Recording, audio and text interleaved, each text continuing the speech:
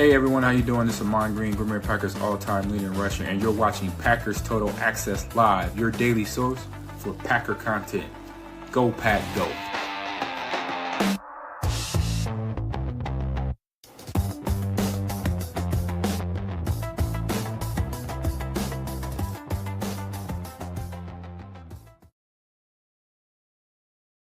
What's up, guys? Welcome into the PTA postgame show. My name is Clayton. You can check us out on packernet.com. Find me on Twitter at Packers_access. Joined alongside Tim in Green Bay, here to talk about this brutal loss, 41-24 to the Baltimore Ravens at Lambeau Field.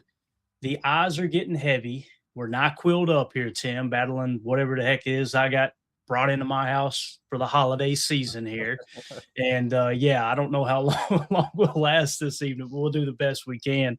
So diving into some of the important numbers, I think I'd sent that out earlier. The middle eight, the Packers actually won the middle eight, right? So the Ravens win 41-24. The Packers won the middle eight. I think I tweeted it out. This is that Bob Uecker moment where I say, I can't find it. The hell with it, right? Don't worry, nobody's listening anyway. Don't worry, nobody's listening anyway. Throw it on loop there, Bob. Throw it on loop. So you win the middle eight. Yeah, win the middle eight 10-7. It was just outside of the middle eight, but you guys know the rules there, right? If you're within a minute or two and it's the opening drive of the second half, you kind of count it. Turnover differential, obviously you lost that pretty handily here, Tim, as you had one fumble you lost, which I don't mean to laugh, but when that ball hit Malik Willis in the face, me and Mandy, I looked at Mandy and she put her head down. And I looked back at the TV and I looked back over and she was grinning and I was kind of half grinning. We just started laughing. It's like, you guys are better than me. I was saying things that my mother wouldn't be proud of when that happened. This team is just running out of gas. And I got to be real with you guys. I'm going to be 100% honest here, okay? I'm watching this game and Mandy can attest to this. I usually get a little bit – when I get upset, angry, whatever, watching a ball game, I get a little quiet and I'm like trying to, just kind of, what's the answer here? What's the answer to the problem, right? What is going wrong? How do you fix it? Are we doing that? Or we just play calling out of emotion? Or we, or the veteran step, all that stuff, right? I was comfortable to not like, this looks like a team that's they're just out of gas. And you see multiple players carted off again tonight. And Malik Willis played his ass off. What a great quarterback that dude is going to be for somebody. He goes, down the field and gets you back in the game. And then lo and behold, he throws that out route, grabs the shoulder. And it's like, you got to be kidding me. Again, it's just, Tim, as soon as you shift gears, like, okay, we're going to get over the hump right here. Yeah. You hear that, you know what I mean? You can't find them, grind them, right? And you had to go back down a gear. And then Clayton Tune comes in and God love his little heart. He hits Bo Melton right between the numbers, and it bounces to a defender. I'm just like, I don't have any answers. This is just what's crazy too is we mentioned all that, and we didn't even talk about the real reason you lost this game, and it was a run defense. They ran the ball down your throat. I think I'd messaged to you guys during the game. I said it 1,000 times in my living room very calmly, but I just said, you're just not good enough in the trenches on both sides of the ball. But, you've seen it on defense tonight, man. You're just not good enough in the trenches. And going into this game, Tim, we did talk about in the pregame show, they have the best rushing offense in the league, right? And the last 3 games has been even better than their ranking. Like it was 5.1 yards per carry, I believe, which leads the league. The last 3 games, 5.9, I think it was. But again, I said, but our run defense has been solid all year. When we had to face Jahmyr Gibbs in the Detroit Lions running game, when everybody was saying they're going to run all over us, we shut them down. Chicago Bears run game, we shut them down. So I felt pretty confident. Boy, was I wrong. And they did rise up a little bit in the middle of the game in the second half there early, right? Like they started, and then next thing you know, King Henry's running loose again. So I say all that. I'm going to turn it over to you, get your initial thoughts and takeaways. Everything we mentioned leading up to that point, it truly was the defense that let you down tonight. 41 points to a backup quarterback. And now we're back in that conversation of maybe teams won't hire Jeff Hafley just yet. But when it comes to the run defense, what I kept going back to is what's wrong with the run defense? And I'm thinking, you got Carl Brooks in the middle, along with Warren Brinson, Nazir Stackhouse, undrafted free agent. Warren Brinson, a 6th-round pick. Carl Brooks was what, a 4th-round pick, I believe, 5th-round pick maybe. So in general, Kobe yeah, Wood. Wood. Yeah, 6. I think he was a 4th maybe, and maybe the other Carl was a 6th, one of those two. But nonetheless, you don't have a bunch of like if you look at the money that's on the field on the interior defensive line, and that's the most important aspect of stopping the run. When you look at the money there, I mean, what do we have on the field? I mean, between 4 guys that rotated at defensive tackle, we probably had $3 million on the field total, so it is what it is, man. Again, that's why I come to the conclusion that, yeah, we just ran out of gas, man. I love to think that we could create some momentum going into the playoffs right now. I'm not going to BS anybody. Right now, it doesn't feel like that. Hopefully they can do that. And I'll be here every step of the way, rooting on the team, watching the game, putting out content. But right now, it just feels like you could see it all over Matt LaFleur's face. And it's why he went forward on that 4th down, which I totally disagree with. But you could tell he's just like, oh, boy, they're going to run the ball down our throat. And in all honesty, that 4th down ended up not mattering as much as I hated him going for it there instead of punting. But that's it. Tim, go ahead and wrap this thing up, and we'll go ahead and end the stream. No, yeah, right. Let's end the pain early. I couldn't agree with you more, man. I love this defense. I love Jeff Hafley and Coach Covington and what they've been installing. And, to our defense's credit, I mean, we saw guys ball king punching at that ball every opportunity they had to try and create a turnover. And we just couldn't get it done. And we had no answer in the trenches. And like you said, we're thin there. And that's the worst place to be thin, is in the middle of your defensive line, especially against an absolute monster juggernaut like Derrick Henry and that Baltimore O-line for that matter. I guess the silver lining is Derrick Henry did not break the single game rushing record, correct? So at least we're not in the history books on this one. Other than that, it was pretty bad. And but we got to stay positive and look at the silver lining. We got an absolute dog and a gamer in Malik Willis as our backup quarterback here. I don't know, for the next 2 weeks or so, right before it's all said and done and he signs somewhere else. But we should get Jay Money back for the playoffs. We're going to have a game against the Bears more than likely, depending on how this pans out. I'm sure we'll get into that later. But I'm already looking ahead to this last game in Minnesota. How do we leave US Bank Stadium alive and able to and field a team to play in our playoff game this year? That's the big question. A lot of fans, say, oh, you're blaming injuries. Everyone blames injuries. Well, when you're decimated, both sides of the ball, key positions, like you said, you're talking big money players, top tier talent. It's going to have an effect on your football team. I don't care who you are. I don't care how well coached you are, how well prepped you are. It's noticeable when you lose players of that caliber. And I thought this team showed a little bit of heart in this game, but I'm agreeing with the fans and the sentiment that we just kind of looked flat on defense. We looked the piss was not hot tonight, as Matt LaFleur would say. So just a tough loss. The injuries are brutal. Prayers up for Kamal Hadden, a guy that you could see was just absolutely devastated after that brutal leg injury. Someone who worked really hard to play his way onto this roster and be a backup in that cornerback room, which is kind of getting thin itself right now. Losing Nate Hobbs again, that wasn't good. So there's just one injury after another. It's not an excuse. It's part of football. Everyone deals with it. But, the Packers injury report was not looking good going into this game, and it just got worse. And we got to just do the best that we can to stay positive and work with the guys that we have and hope we can steal a playoff win and maybe make a run. But I'm with you, Clay. I'm not feeling super confident right now. It's going to take one hell of a turnaround to get this team to where you can compete in the playoffs. And I hope I'm wrong. I don't see the answer because those guys aren't walking through that door, man. They're not. Devontae Wyatt is not going to magically heal up next week. Micah Parsons listen, I got to be honest. I've laughed a couple of times. I've seen that Instagram video that's went viral where the guy shows him limping in around a Christmas tree late at night and has a box and he kisses it and sets it under the tree and it says, me giving my ACL to Micah Parsons for Christmas, right? It's like, I mean, you lose Micah Parsons, you lose Devontae Wyatt. Guys, those are your two most important pieces on defense. You want to know why you got ran all over tonight. You're missing the two most expensive, two most important pieces there, outside of Rashawn Gary, of course. So Yeah, I thought LVN played pretty good. Somebody was tweeting Yeah. at me earlier going, LVN's a bust. And I'm like, man, he's been one of the bright spots for me tonight.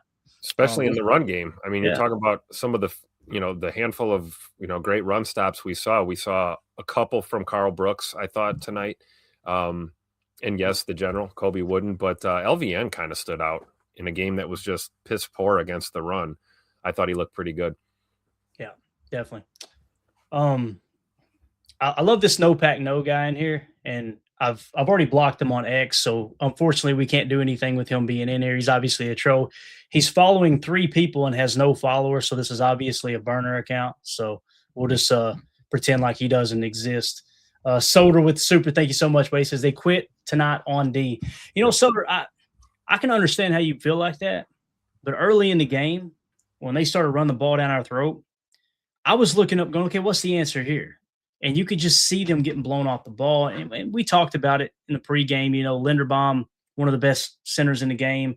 Ronnie Stanley, an absolute stud, right? And again, who do we have on our defensive line? And I understand LVN's a first-round pick. I got you. I get all that. But, man, you're missing your 2 most important pieces there in the run game. And it was just tough to watch. And then, of course, you started to make an adjustment, and that adjustment worked. And then when it got to the second half, once things kind of, again, man, the interception there, it bounced off Bo Melton's hands. And listen, Bo Melton made a good play catching that ball earlier in the game too. So it wasn't like he just, played horrible all day long. Yeah. I got to be real, though. My immediate thought, Tim, was why do we have to throw to Bo Melton right here? Why? He's a backup cornerback playing wide receiver. Why is that the guy? And it was a spacing concept, right? So he was the open guy, of course. But my point was, why is he on the field right now? What are we doing? Yeah. Were you thinking where was Agent Zero? I was just for MG on a couple of those. Yeah. And maybe it's because Wicks, and we've talked about this from time to time, Dontavion Wicks is one of the backup flyers, right? One of the backup F receivers in Matt LaFleur's offense, the motion slot, right? So when you see him go, I think he went down with a concussion. Is that what it was? Wicks left the game? Yeah, Wicks. Yeah.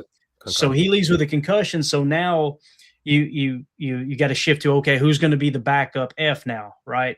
And maybe the game plan, I got to go back and watch the tape. Maybe the game plan had Matthew Golden play a more X in this, because I did see Dobbs come off the field a couple times. Although when Dobbs was on the field, he was making plays. I think we'd all agree with that. For sure. But again, it's a very casual way to look at that. And I'm talking about myself being a casual in this situation. But I was just like, why does of course the ball gets dropped, it gets tipped and intercepted when we were creating some momentum to try to go down and still a win, a game that we had no business even being in my opinion, at that point. But it kind of irked me that it's okay. Of course, it's Bo Melton. We're throwing to a backup corner right now. Like, what are we doing?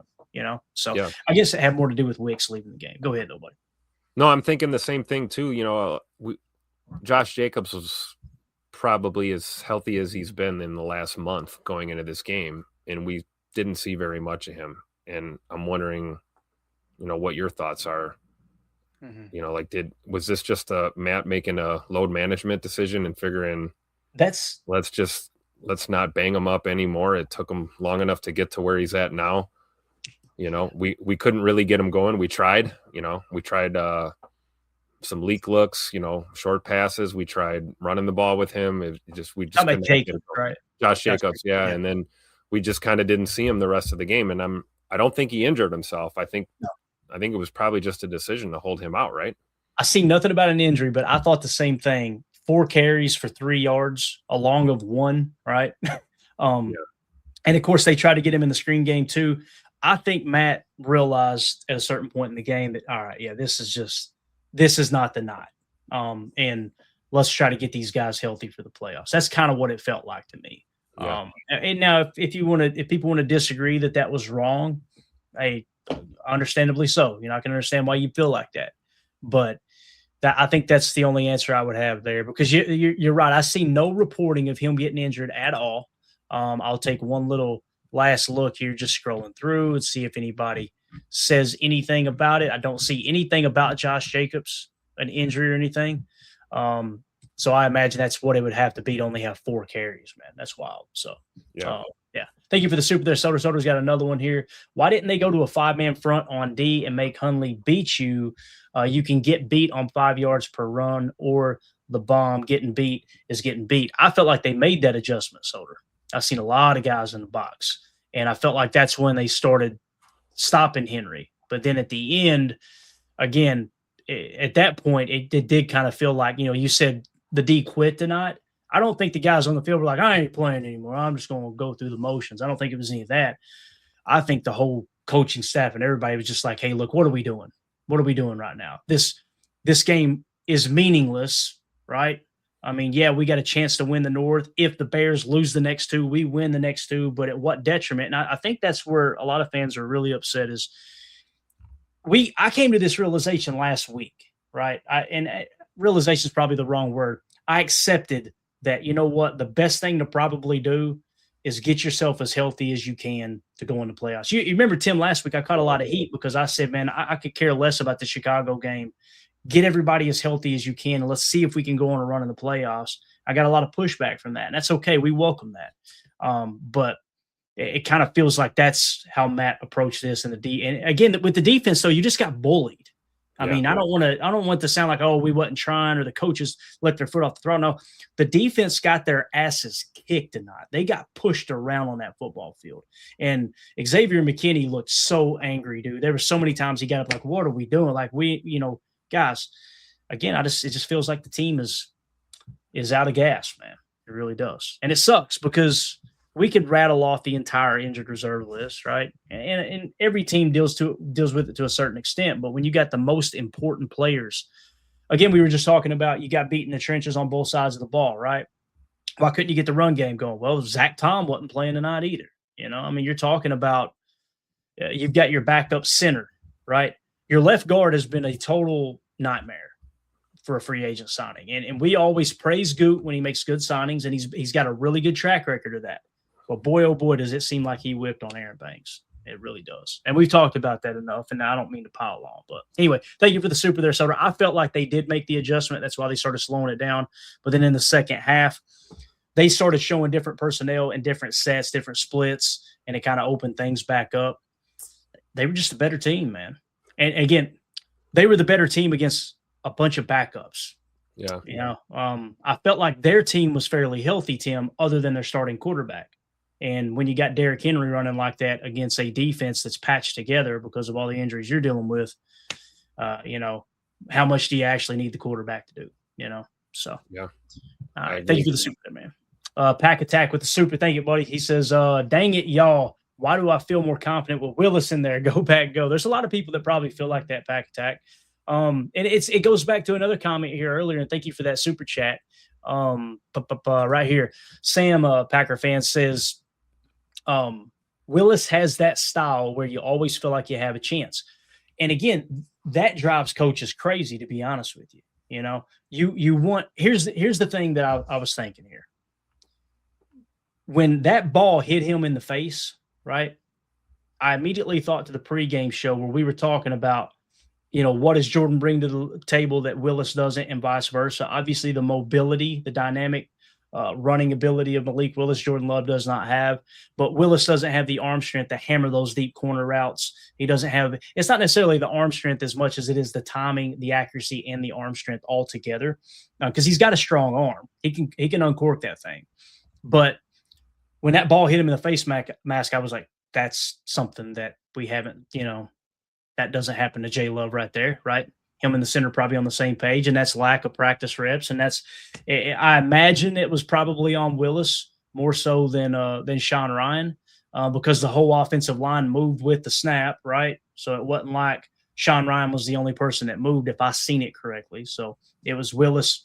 Maybe he didn't give the call, the signal, the sound of, hey, we're checking to something here or whatever. And he just, it was more of a timing-based snap. But again, what the one that hit him in the face? Yeah, smacked him right in the face. He was clean can. He said can, and Sean Ryan snapped the ball to him. So that's the thing, though, with the timing there, it felt like it was a last second. Okay, the timing's already in place for the snap. If you're going to a silent count, and they may have been in a silent count, I don't know. Right. But to me, it looked like Sean Ryan had already declared for the snap, and then last second he went to the can, the ball smacks him in the face. And that's what I was saying. So you're saying like he didn't can it at time. Yeah. Right, like J-Love probably would have got to it a split second earlier, and Sham wouldn't have snapped the ball. And again, who knows? You Right. could be right there, Tim. That's just kind of how it felt to me. That was just one of the rare things or the few things where I'm like, what does Jordan Love bring to the table that Malik doesn't at this point? And over time, Malik would have that. There's no doubt about it. Sure. But back to that super chat, saying he had more confidence in Malik Willis. It's because it does open the field up a lot more with Malik Willis in there. There's no doubt about that. But with Jordan, he's slinging darts, right? And I'm telling you, I think most defensive coordinators would look at, would you rather face Malik Willis or you rather face Jordan Love? You probably rather face Malik Willis because Jordan Love has that complete grab of the offense. With Malik Willis, you didn't see him get into the third read, right? Yeah. It was ball snap, one or maybe two reads, and you've seen him rolling out. And now you're using your legs, that type of thing. But I do think he's going to make a lot of money, man. He looked good tonight. It was fun watching him. And 18 of 21, 288 yards passing, a touchdown, no picks, 1 sack for a loss of 9 yards. He ran the ball 9 times for 60 yards, including 2 touchdowns. Somebody going to pay him some money, Tim. A couple of dime piece throws from him tonight. Just absolute gems. Even the one where he hurt his arm. Yeah. That was a good throw, And by the way, Christian Watson, 6 targets, 5 catches, 113 yards and a touchdown. The future looks bright there for me. I seen somebody in the chat said 5 wins next year. I don't know what you're smoking. Like that's insane. Don't if you hop off the train now, don't jump back on later, okay? But yeah, when this team is healthy, they've got some major pieces here. It's just like I said, man, you're trying to overcome a little too much. Thank you for that super chat, Pack Attack. I understand where you come from. Seth Reuter with the super. Does Schneidman have insider info? He said he keeps saying Matt LaFleur coaching for his job. I just don't see that. I don't know, man. To be honest with you, Seth, he has Matt LaFleur on his show, or he used to, right? I'm over the whole is Matt LaFleur coaching for his job thing. I'm to the point where I kind of wish they would fire him just so all of these fans. And it's a very loud, minute, portion of the fan base that's doing this, just so they could kind of see him get scooped up real quick, go somewhere else, and win a crap ton of ball games. But I really don't have anything to add to Schneidman, to be honest with you, man. I've seen him do some weird stuff on X here lately, and it just chaps my ass a little bit, to be honest with you, man. So we'll just leave that one alone. He may have insider info, but I do know this, that a portion of the sports media, they thrive off this, and you'll watch the shows tomorrow. They'll be giddy tomorrow. They're supposedly Packers stations. They'll be giddy. You can just tell like, oh, the numbers are going to be up today because the outrageous fans are going to call in and call for everybody's job. They kind of dig that stuff, right? Obviously, we don't do that here. It's a miserable way to fan, but he may have insider info. I don't know though. I don't think he's coaching for his job though. Now, if you were to try to find Tim, an avenue where he could potentially be fired, the parallel that people keep trying to draw is Ed Policy. Ed Policy's dad was Carmen Policy, right? Carmen Policy was responsible. He wasn't responsible, but he was on staff when they traded Joe Montana from the 49ers. And everybody's like, whoa, that's cold-hearted. They moved on from the face of the franchise for Steve Young, right? He was also a part of the franchise when they moved on from George Seifert as well.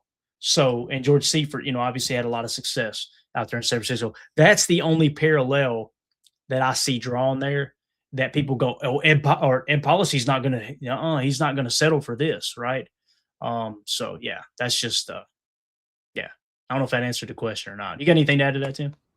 No, I would just say that, Schneidman being an insider is known. We can't speak to the info he has.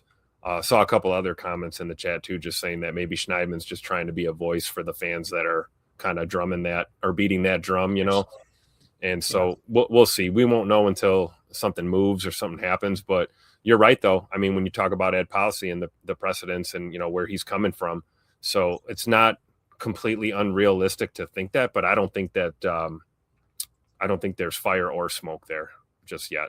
Yeah, I don't either. I mean, at the end of the day, surely Ed Policy's looking up and going, all right, boys. Well, I mean, what are we?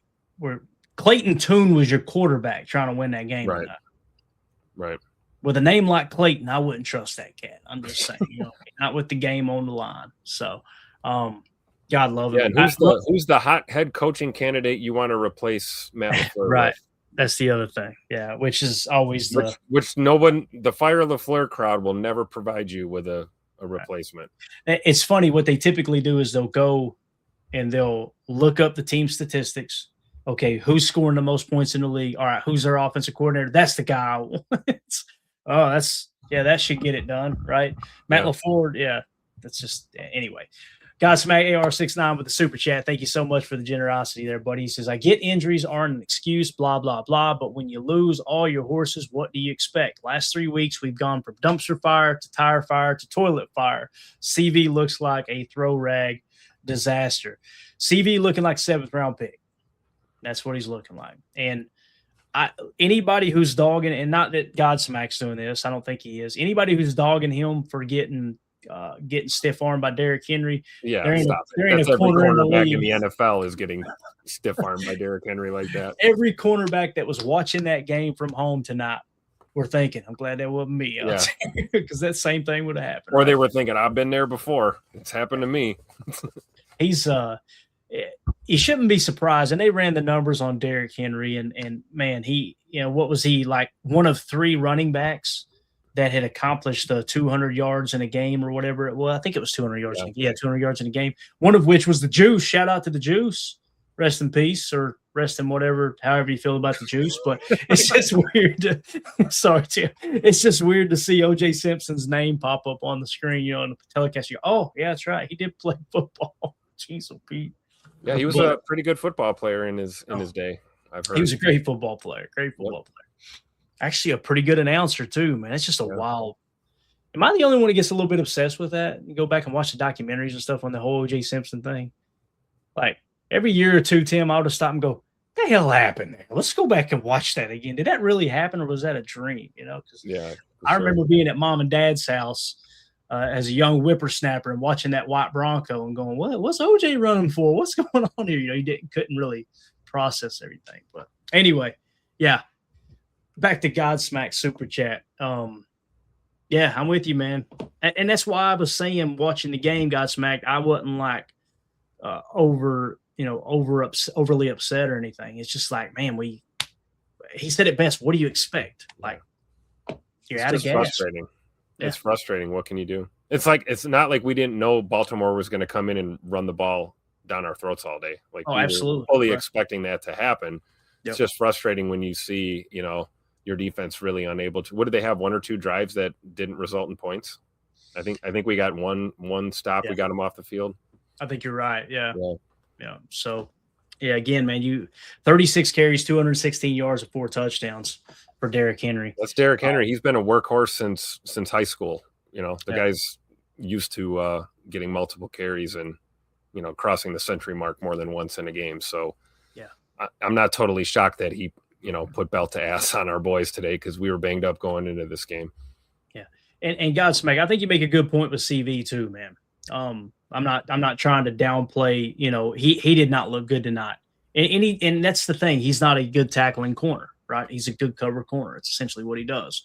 That out route, he got a little bit cooked, but that cheap motion out, it's a good throw and catch there too for the touchdown. And he was, I felt like he played it about as good as he could.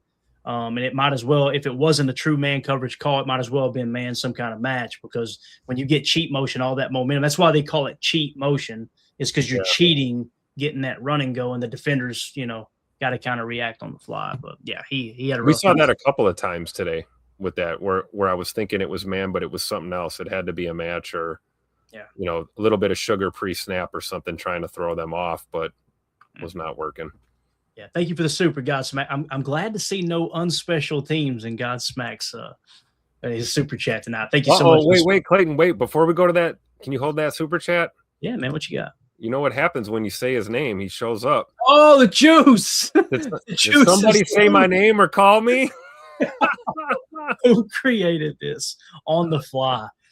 That was pretty quick. Wow. Yeah. I like the emojis. Hold up. Pull that back up, Tim. I need that one more. The emojis, for those of you listening on the podcast, we got the Juice in the house tonight.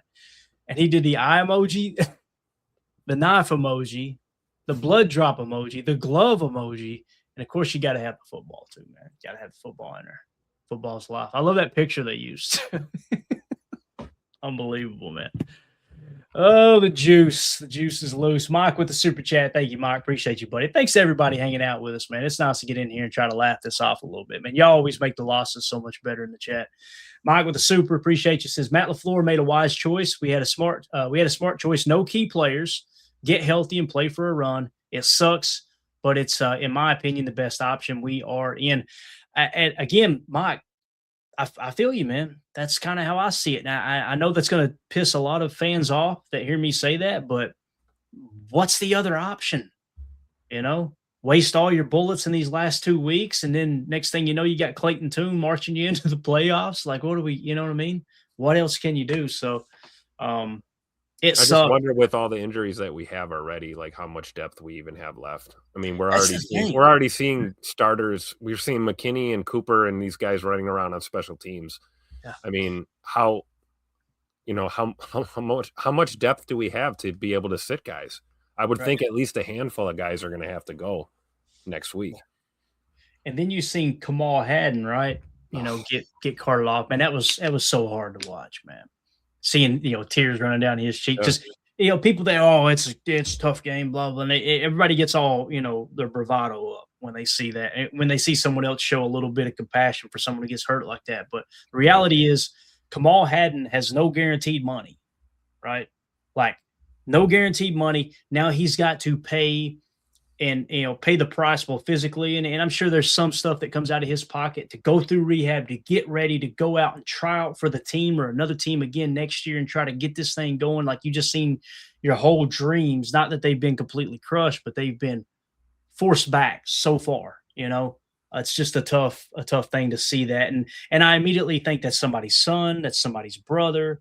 I don't know much about Kamal Hadden. He may have a child. He may have a family he's supporting. Maybe his whole family is depending on him to make it. Just a lot of that stuff goes through my mind when I see a player upset like that. But it's tough. But I love the energy you bring in, Mike. Appreciate you, buddy. And I think that is probably the best way to handle it, man. Try to get healthy and see if you can catch a little spark, man, in the playoffs, And hopefully I'm not too doom and gloom in here. That wasn't the goal in here, guys. I wasn't wanting to come in here and be like, oh, the season's shot. I owe it to everyone who hears my voice on this show to be honest and give my honest opinion. I'm never going to fake that. And right now it just feels like a team that's running out of fuel, man. Running out of fuel. You want to hit the postseason on a high note, right? You want to be playing your best ball going into the playoffs, not decimated, banged up, and hoping you can survive week to week. It's tough. Yeah. And you know what? If you were to look at the positive, you want to get a game like this out of the way, right? This was an ass kicking, boys. We haven't seen LaFleur lose like this much. When was the last time you seen LaFleur lose by almost 20 points? It's been a while. I feel like it's been a while. I could be wrong. Maybe somebody could look that up. But anyway, Mike, thank you for the super chat. Maybe that's what we need. Good little ass kicking. And now, all right, reset next week. Try to create some momentum and go into the playoffs and do some damage. So Dark Arts Poker with the super. Thank you so much. Willis on that first touchdown run was ruthless. Looked at the corner on that side of the field on the RPO and said to himself, I can beat him, and did. It's so true, man. So true. Just pulled that ball out of there. And it seemed like they ran it again later on the other touchdown, right? It was one of the best corners in the National Football League also. Or was that or safety that he looked off? Who came down to try and help? Because Malik cooked him. I'm trying to remember. We'll have to watch the all 22. Yeah, I had to go back and look at it. But yeah, he did though, man. He just kind of took over the game. It was fun. Yeah. It was fun to watch. I just don't see a scenario. I keep wanting to try to convince myself there's a scenario where Malik Willis will be back next year.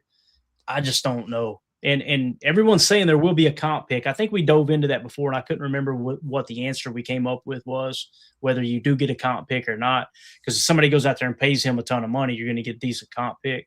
But other people on Twitter were saying, franchise tag him and trade him. I don't know about that. There's a lot of moving parts there as well, obviously. So, but anyway, I agree with you, Dark Arts Poker. That's That's a hell of a run. Both of those runs were, I believe they were both zone reads, if I remember correctly. I could be misremembering that, though. But thank you for the super. J. Cole with the super. That game was ugly. Had fun at the game, though. So J. Cole was in the house. Appreciate you going out there and representing, man. It looked like the energy was good, Tim, on some of the videos that were getting tweeted out with Malik kind of roaring back, and bringing them back there in that game. It did look like they brung the fire, man, for sure. Yeah, I agree. Lambeau faithful never going to turn on the Packers, man. It's just a tough loss, and we got to just try and move forward, guys. It's all we can do. It was ugly, but it'd be like that sometimes in this league, right, Clay? Absolutely, it does. It can't all be pretty. Thank you for the super, Jay. Appreciate you braving the cold out there, buddy. Soder with the super chat. Matt LaFleur and Jordan Love are fine. Baltimore kicked the ass out of the Packers tonight. I'm just tired of the way the Packers imploded in all the other losses. Gotcha. Yeah, I can understand that. The other losses, like the Bears one-score games, all those one-score losses we had, yeah. But the Bears loss last week was one of those. It's like, man, like we just needed one of those 5 players to do their job. Yeah.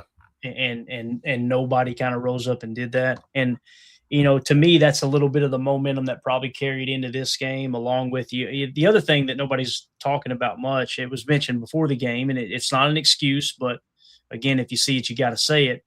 You had 6 players, I think, that were questionable for this game that were battling an illness as well, one of which was Sean Ryan. So I immediately thought of that bad snap, whether it was on him or Malik Willis, but I immediately thought of the last time I had the flu or something. Imagine me going out there and bending over, looking between my legs, trying to fire the pigskin on time, and then having a 320-pound defensive tackle smack me in the mouth. You know what I mean? It's like we saw that on more than one play. Shout out to Jen Wright. I saw her bring it up in the chat earlier. There were multiple high snaps, like the snaps were, and hot snaps too. Did you see that? We were in shotgun a few times, and that ball was coming out quick and hard. Made you a little nervous, but again, we've got a backup right guard playing center right now, basically. It's tough. Absolutely. And like you said, sick on top of it. So I can imagine what that feels like. Yeah, no doubt. Derek After Dark with the super. That's a scary profile pic there, my man. But without the 7 seed, Matt LaFleur would have missed the playoffs every year since the 21 season. The fire of Matt LaFleur crowd have a point, though, right? See, that whole argument there is just – it doesn't carry any weight with me at all. Yeah, I don't understand. Respectfully, I don't mean to disrespect you or anything, but it's if you don't have the 7, you can only play by the rules you got. And if there isn't a 7 seed getting in, then you approach the back half of that season totally different. There's a different sense of urgency. There's a different sense of who's playing and who isn't. Everything this time of the year gets made. I mean, we've seen it with Baltimore, right? Kind of managing their roster and trying to get guys healthy for a potential playoff run as well.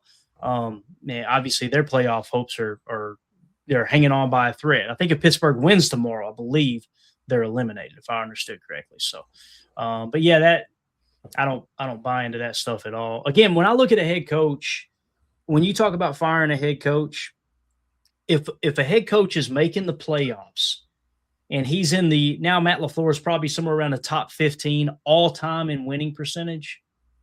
I don't understand. I mean, you can fire him. You can do that. Yeah. Who are you going to replace him with that's going to win more games than Matt LaFleur's won? That's the problem with that whole fire Matt LaFleur crowd. And that's just how I look at it. Like, I live down here in Tennessee. Let me give you an example locally here. When I moved to Knoxville, Tennessee, I left Kentucky and went to Knoxville, Tennessee when I was 18 years old.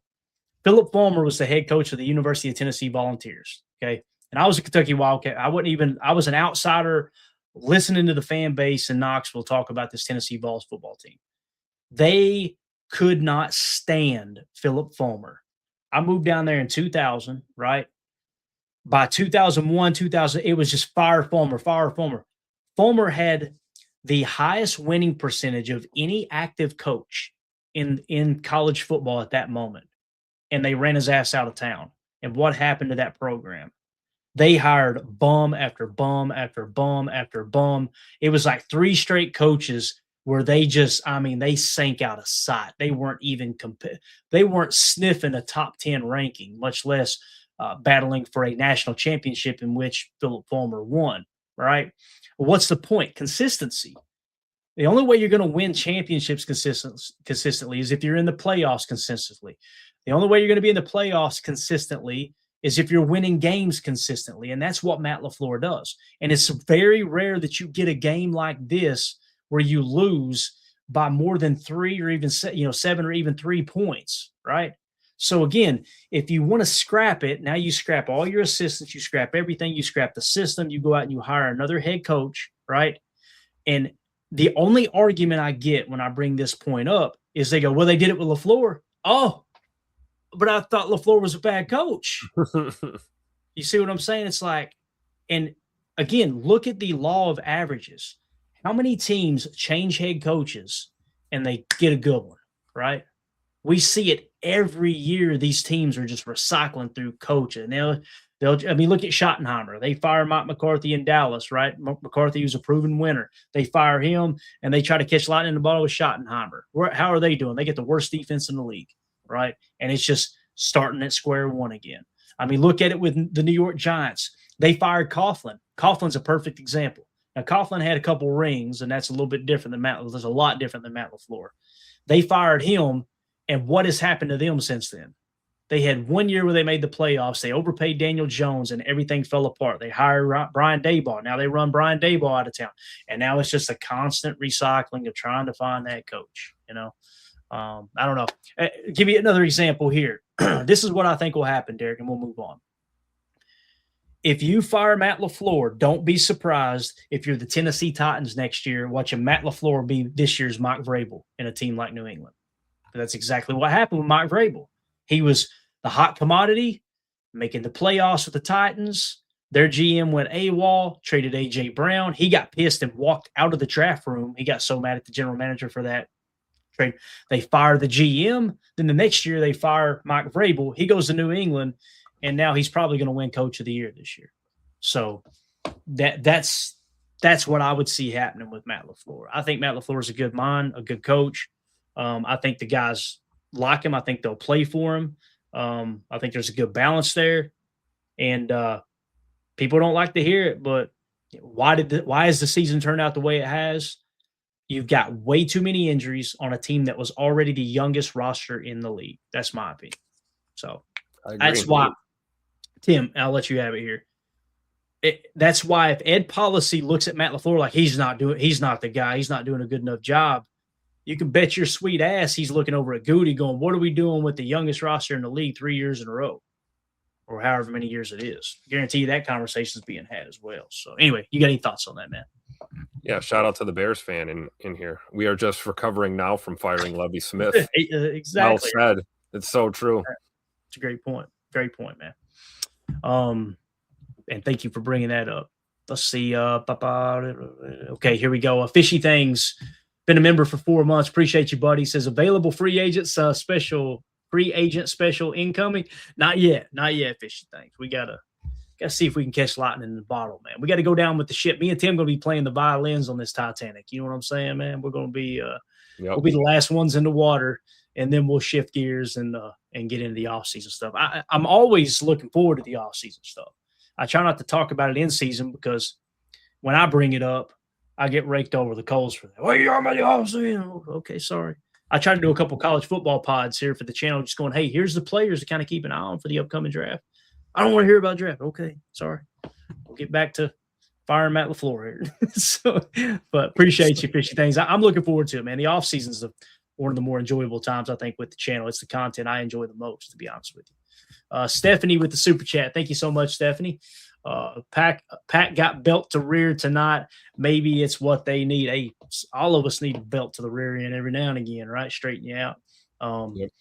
Yeah, and that's what we kind of talked about a second ago, right, Tim? Is like, if you're going to reset and try to create some momentum going into the playoffs, maybe it takes a good head thumping like that to get everybody on track. Maybe we are reading our own press clippings a little bit. We being obviously the players, in my opinion. So I don't think the fans do. If anything, I don't think the fans read them enough.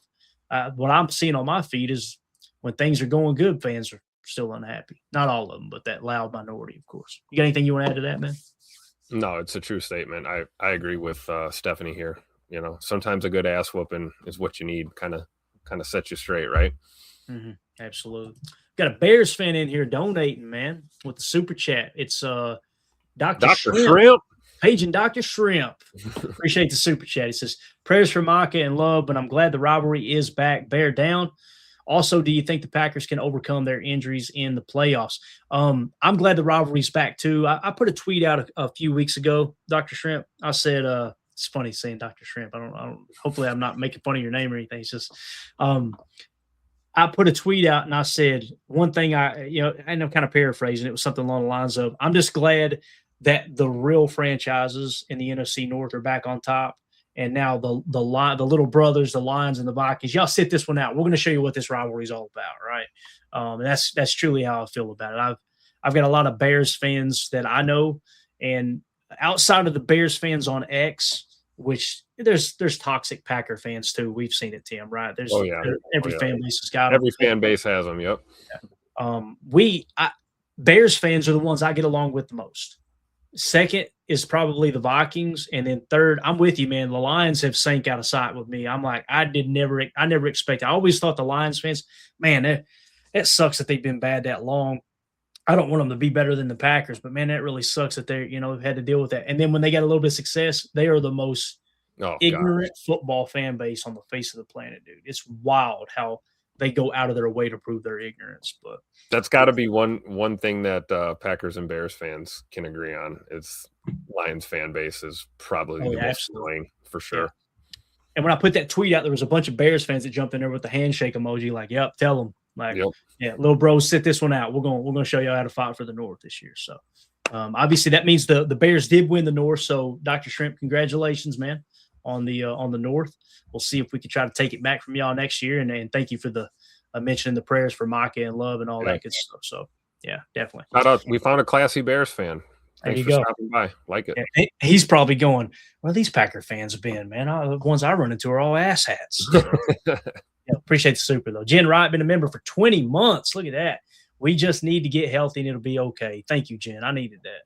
I really did need that. Some positivity. I love it. Yeah, and it's true, man. You can't – anyone who says, oh, every team deals with injuries and it's just an excuse, okay, then go out and stay $70 million under the cap next year and see if you can perform. Because that's essentially what you're having to do with the injuries, right? Yep. And the Bears have dealt with it a lot this year too. We had a Bears fan just now. Their defense has been bad most of the year other than the takeaways because they've had so many players on IR. And I didn't know that because I don't follow the Bears that closely other than when we play them going into a week. But, a Bears fan pointed that out where our defense is finally getting healthy. And I looked in, I'm like, dang, they were pretty banged up early in the year. So they figured out a way to win those close games and stay in contention. But, yeah, I'm with you there, Jen. Just got to get healthy and everything going to be all right. Fishy things with the super. I meant free agent / reinforcements for the playoffs. Got you. I don't. Any big defensive linemen on the waiver wire right now? There's just nobody out there. Fishy thing. What's crazy is I heard Michael Lombardi say this before on when he was on the GM Shuffle. He said, everybody thinks they have a 3-tech and nobody truly has a 3-tech. And those 3-techs don't grow on trees. That's what he said. And what he's mean by a 3-tech is that defensive tackle that predominantly plays the B gap opposite your best pass rusher on the edge. And everybody thinks they got one, right? But very few do is what he said. And now think about our mindset. Well, we got one. We got Devontae White. Do we? There's one way to make sure that you got one. He may be a dog. He may end up next year coming back and being dominant, right? We haven't seen it yet. He hasn't been dominant yet. And the defense is better with him on the field. Don't get me wrong. But the only way to ensure that you got one is just like we did with quarterback, right? When you don't need one, go draft one. When you don't need one, go sign one. And make sure you got that stable full of some dogs at 3-tech. So, unfortunately, fishy things. They don't grow on trees like cornerbacks, right? Yeah. Hey, and here's the thing, like that goes really for any position. Like people say, we need to go out and get some offensive linemen. Who? They're all scooped up. The good ones are on teams, right? And we've got some good ones too when we're healthy. Here we go. Greg Rice, Bates. You can play 3-tech, right? There you go. Bates on the field. My favorite tweet tonight during the game when everything was just unraveling before our very eyes. Jacob Morley, I think it was, tweeted out. I think it was Jacob. Tweeted out, can Malik Willis play defensive tackle? I was like, Lord have mercy. That sums up the entire evening for sure, man. Let's see what else we got here. Okay, so hopefully that answered your question there, Fishy. Thanks. Thank you for the super, buddy. We appreciate you. And indeed, Dr. Shrimp says, I'm a villain, not a monster. I love it. That is good. That's good stuff, man. Good stuff. Thank you for the super, buddy. And thank you for hanging out with us, man. I will try to go on to, I never comment or anything on Bears post-game shows or Lions post-game shows, but I do like sitting in the background. Like the Lions last night was hilarious. I went back and watched the post-game show last night. Me and Mandy, I was putting a shoe cabinet together for her that she got for Christmas, right? I'm down there pretending like I know what the hell I'm doing. I got the instructions upside down, all that good stuff. And we had that on the background, and yeah. It was funny. I was laughing at their reaction. They were losing their mind. And then, of course, my wife says, your show's better than theirs. And I went, thank you, baby. I appreciate that. Love that. Yeah, absolutely. Appreciate you lying to me, but we do appreciate it. Number one Packer fan. We have 45 players active now out of 53. We literally have missing persons on our roster. Need to break out the milk carton, Tim. I don't know. I'm not a doctor. Me neither, coach. Me neither. Let's hit the bar. I can't believe we got this many people in here watching. Thank you all for making us part of your post game. If you would hit that like button and smash that subscribe if you like this type of content. I understand there's a portion of the fan base that don't like this type of post game show. They want heads to roll. That's never what we do here. We always kind of try to bring a logical approach. Talk about you can't fire your way to a championship, guys. Don't ever forget that. Let's go through the stats here, Tim. Let's hit the box score real quick, and we'll get everybody out of here. So we held Tyler Huntley 16 of 20, 107 yards, 1 touchdown, no picks. We did sack him 1 time. Who was it that got the sack? Do you remember? Inagmare, was it? Let's see who got it. We got it right here. Quay Walker got the sack. All right. Okay. We got him 1. So obviously the story of the night, if somebody were to say, what happened in that game with the Titans, you'd say Derrick Henry, 36 carries, 216 yards rushing, 4 touchdowns, had a long of 30. Did he catch any passes? I don't think he did. No. So just ran the ball down our freaking throat. Tyler Huntley scrambling the ball too. Snoop Huntley with 8 carries for 60 yards. Keaton Mitchell, 9 carries for 31 yards. You see, Tim, that number's a little bit different than Derrick Henry. So they carried the ball. 53 times they ran the ball for 307 yards, 4 touchdowns. So you could just end it right there, right? That's what happened in this game. So essentially, we got a super chat here. Josh Martin with the super. Where has Gary gone? He's been silent for a while. Yeah, Gary too. There was some conversation the other day. I can't remember what show it was I was listening to, but it was some of the beat reporters. It might have been Wildy and Tausch, but they were saying that it seems like he's hurt. He's playing hurt, and his snaps have went down significantly in that regard. But they're not saying he's hurt. They said that when they asked him in the locker room, he said, nope, he's fully healthy. I feel like I'm playing good ball. Well, obviously, going to be toting that company line. He hasn't gotten a sack in a long time. When we started off, it was 4 or 5 weeks into the season, he was leading the league in sacks. And then you start to really unleash Micah, and you let Gary kind of set the edge and play the run a little bit more. Tonight, man, the thing I noticed, Josh, to answer your question, tonight, it wasn't just about him not playing good. Every time I looked up, he wasn't on the field. I'm eager to see what the snap count ends up being there.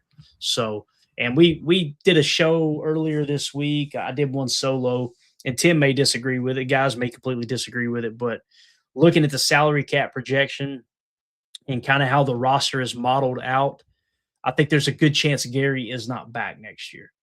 His cap hit, it just jumps $3 million next year from 25 to 28, but the dead cap attached is an $11 million difference between the dead cap and the cap hit, meaning if you cut him, you could free up $11 million, right? So now you got to do a cost analysis comparison. They're like, okay, you got to say the cost benefit of having Gary on your roster. Is he good enough to say, okay, we're going to eat up an extra $11 million in cap space? Because if you cut him, you can free that up, but you are losing that player entirely. Yeah. I think there's a little bit better chance that they negotiate and he takes a pay cut and he's back next year, but there is a decent shot that he's just cut outright. I think there's very, very little chance that Gary is back on the number that he's on right now. I don't know if you got anything to add to that. I don't know if you got. I would agree with that take on it at this point. I guess my question is, even with a restructure, would we be able to save what we'd save, right, without cut? Compared to the cut, what you're going to say. You get what I'm saying? Like, how much? Yeah, absolutely. Do you think you can really restructure them? Yeah, I think what you'd be looking at doing is probably converting about $7 or $8 million to signing bonus. Cut that in half. So say it's really just a $4 million signing bonus, and say you can free up about $7 or $8 million against the cap. Now he may not do that. He may know, nope, I want every dime, and then you just cut him out right, and he goes to sign somewhere else. He may, kind of go that route. But yeah, you're right. We'll have time to crunch all those numbers. That's one of the first things we'll dive into as we get into the off season, obviously. But you're right though, Josh. It's something's. To me, it kind of looks like Gary's out of gas. He started the season strong, and he is still our best run defender on the defensive line. I know many people think Enigbare are, but when you look at the run stop rate, the numbers show you that Gary has been the better run defender this season. Now, Enigbare tonight played a damn good game. I'll be really surprised if he doesn't have a high PFF grade, because I felt like Enigbare played really good tonight. I would agree. I thought he played damn good. I thought LVN played damn good. A few bright spots up in that defensive front that got annihilated tonight. There was some bright spots out there. Yeah. And again, thank you for the super chat, Josh. We appreciate you, buddy. And then Cannonball John with an update here said, in Malik Willis's interview, felt a tweet, got checked, his arm is okay. Y'all want me to translate that? He got the shot. He got the shot. He got kinesio tape and he got a shot. I'm probably going to catch some heat for that on Twitter, but I almost didn't hit send, but then I was like, you know what the hell? Everything's went wrong anyway. Let's just go ahead and send that out. I'll show you the tweet that I sent out real quick, guys. This is what I fired off. As soon as he left, they said, Malik Willis heading to the back. He didn't go to the blue tent, right, to get checked out there.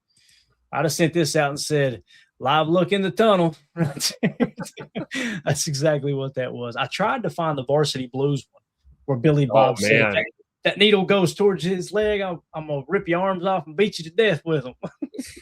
So, yeah. I think that's what it was, John. I could be wrong, John, but you'll never hear a player say, yeah, I went to the back and had to get a shot, right, Tim? That just doesn't happen. So he is a G. But, man, it was – as soon as he left, I went, oh, boy. And then I thought, okay. I just had to laugh. I'm like, man, what's next? What's next? Are the lights going to stop working at Lambeau? And, like, what's next? Yeah, just ran out of gas. And then my immediate focus went to, okay, protect the football. Let's see if they can get him back on the field as quick as possible. Sure enough, here he comes back down to the tunnel. I yelled from the bathroom. I went in there to take a leak. I yelled to the living room to Mandy. I heard on the TV, Malik Willis coming back down the tunnel. I said, he got the shot. I screamed it, right? And, he come back. And then, of course, Clayton Tune hits Bo Melton in the chest. And, yeah. Again, I'm not mad at stick Malik back out there, though, after it. Right. After the wheels really came off, it's like, nope, don't even do it. And I'm not sure how thrilled I am about my QB playing with a numb throwing arm. You're all numbed up. What are you really going to be able to do anyway? So good move to just keep him out of harm's way. Yeah, and obviously I'm not a doctor, nor do I play one on TV, but the shot that they always talk about, that Pat McAfee and AJ Hawk and them talk about, I want to say it's a Cordall shot, I think. And it doesn't actually numb. They just say AJ went, oh my God, the pain just disappears. But then when it starts to wear off, holy cow. That's what made me think they probably had to do that pregame, something similar with Malik, and then it started to wear off, and now it's all right. Okay. Another shot. Would make sense after no contact, after a really hard throw. Like he hammered that throw, and he probably that was it. Yeah. Probably felt like, oh, crap, it wore out. So, yeah. All right, I think we got all the super chats, so we're good there. We kind of talked a little bit about the positive, just going through the stats real quick. Christian Watson, 5 catches, 113 yards and a touchdown. He was awesome. Romeo Dobbs caught all 3 targets for 62 yards. Had a great game there. Jaden Reed targeted 4 times, 4 catches, 41 yards. Bo Melton was targeted 3 times. He had that one grab for 34 yards. He had the drop, which led to the interception, obviously. Matthew Golden was targeted 3 times. He only had 1 catch for 12 yards. So he did get 3 targets. He got the same amount of targets. The only players that got more targets than Matthew Golden was Jaden Reed, who got 1 more than him, and Christian Watson, who got 3 more than him. So I don't look at that and go, oh, they need to get Matthew Golden the ball more. I mean, if he's open, get him the ball. Yeah. But again, without watching the tape, I don't subscribe to that. We just need to force the ball to Matthew Golden. All you can do is try to put him on the field and put him in a position where we think this is the defense they're going to show, and he should be the first read. Yeah. And then if they don't, they get paid too. If you're going to compare him to Bo's numbers, let's look at snap counts. Let's look at who out snapped who, and then you might have a valid argument that the Golden Child should be getting a little bit more snaps here, especially considering obviously it looks like Tay Wicks is in the protocol. So we're down another receiver, right? So just get him back for the playoffs. Yep. Because if it's Wicks on that play with the way Wicks's hands have been this year, I think he makes that grab, and who knows what happens, right? But again, if we had come back and won that game, I wouldn't be in here in the post-game show going, oh, yeah, boys, Super Bowl, baby. I'd be going, man, you eked one out, but that run defense, it just looks like you're not stout enough up front, against the run. You're just not right now. So Quay Walker, Xavier McKinney, 13 tackles, 6 solo. Again, I seen him getting up frustrated all night long. Like there was one time where he came down, filled the gap, made the tackle, and looked up at the guys like, what the hell are y'all doing? Yeah. Like, can y'all please help me here? It was like he was the only one flying to the ball. Quay Walker, 12 tackles, 6 solo, and a sack. Edrin Cooper, 10 total, 4 solo. And then, of course, Enigbare, 5 tackles, 3 solo, 2 for a loss. So he had a pretty good game there, obviously. No interceptions for the Packers, no turnovers forced, obviously.